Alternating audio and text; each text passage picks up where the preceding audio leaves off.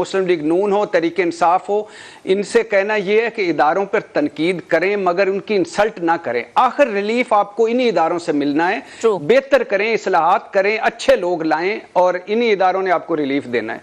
तीसरी बात यह है कि जो आपने कहा कि मुस्लिम लीग की बात की, मैं ये कहना चाहता हूं कि 7वीं मरतबा हमजा शहबाज बने हैं हाउस ऑफ शरीफ से के ख़ानदान से पंजाब के वज़ीर आला। 4थी मरतबा हाउस ऑफ शरीफ से के फ़र्द जो हैं शहबाज शरीफ साहब, वो बने हैं वज़ीर आज़म पाकिस्तान। इक़्तिदार कितनी मरतबा होता है? पहली दफ़ा मेरे लिए हो सकता है कोई चाम हो कि मैं वज़ीर बन जाऊं, पहली दफ़ा हो सकता है कि हो कि मैं वज़ीर आला बन जाऊं, पहली दफ़ा हो कि मैं वज़ीर आज़म बन जाऊं। 7वीं मरतबा और 4थी मरतबा, और कितना इक़्तिदार चाहिए? अब इक़्तिदार के नीचे जब असूल, इखलाकियात और मंतक ना हो तो उस इक़्तिदार की कोई जवाज़ नहीं रहता।